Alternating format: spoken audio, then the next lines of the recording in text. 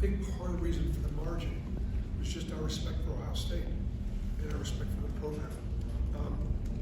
You could look at the roster and recognize that they're missing their inside. Neil Bradshaw, they're missing him inside, and they're a little undersized. But you know, our guys respected them. We saw what they did to Texas. We saw what they did to Rutgers, and you know, as a result, we had a great preparation. You know, today was a challenge because Stephen Pearl had the scout.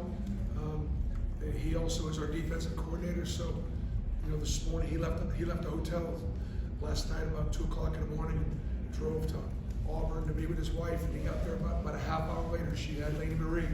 So we've got great things to celebrate. Brittany and Lady are both healthy, and when I get back to Auburn, I gotta watch Chaney Johnson and Janai Broom walk and graduate and receive their degrees. And then I gotta go over there and be with my family and try to get ready for Georgia State. So this has been a great event. Thank Chris Williams and the people that run Hoopsgiving and the professional organization they are. Bringing big time college basketball to the downtown Atlanta is important. There is some of the best high school basketball in the country here in Atlanta. There's great NBA basketball here in Atlanta. So I think Chris's, you know, his vision of trying to bring great teams, and I thank Ohio State and you know, the other teams that are here today, Arizona State for coming in, and Grand Canyon for coming across the country and entertaining us with really great basketball here in Atlanta. Peter and then Jacob. As you mentioned, you know, earlier this season, Denver, the shots haven't been falling from today. You know, he really got it going.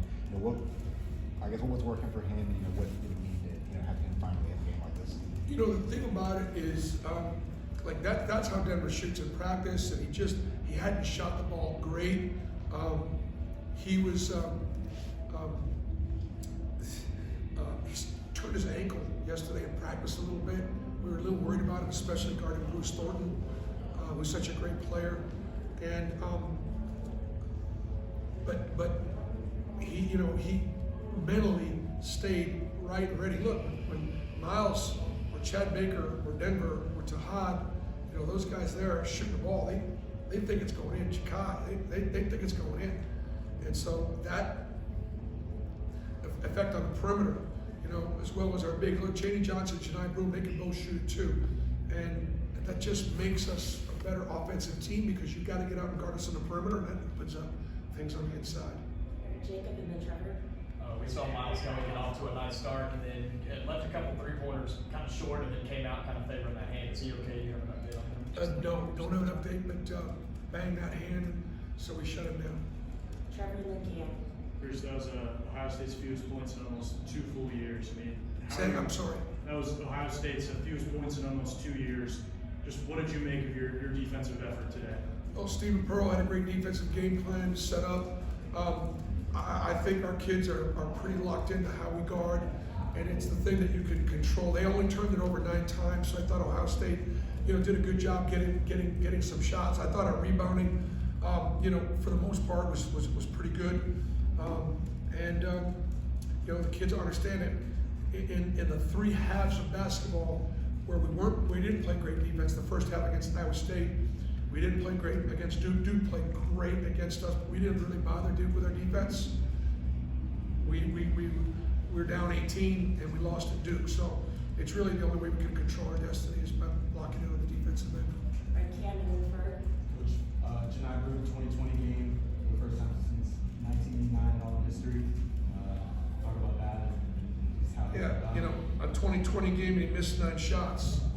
You know, and everyone looked like they were going to go in. You know, but he's so incredibly talented, and then have 6 assists and no turnovers.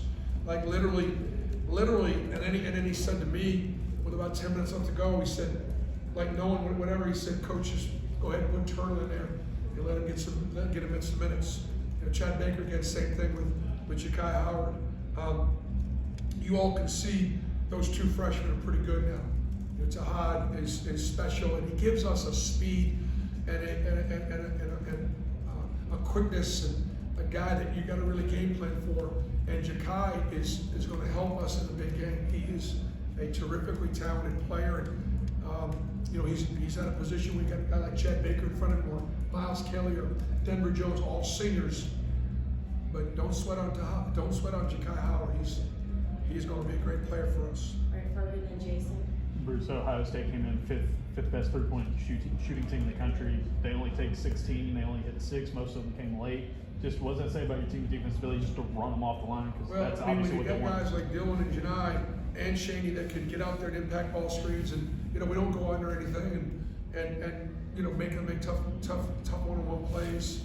You know, I love our defensive system, and you know I think when again Shaney and Dylan and Janai, they can guard 1 through 5, and that is and Denver Jones, Chad, Miles is lane. Our guards are getting better defensively, and again, buying in. All right, Henry and then Juliana, you'll have the last question. You good? All right, Juliana.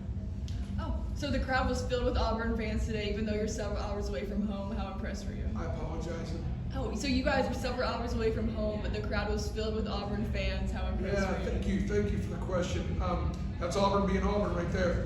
And you know, when ESPN2 is here, and Dave and Jay are on the call for ESPN, you know, we got big time announcers, Dave O'Brien and Jay Williams, and they saw the quality of the product on the floor, and then they see the Auburn family traveling. Again, you know, we used to kind of dominate Atlanta in recruiting, and now NIL dominates Atlanta in recruiting.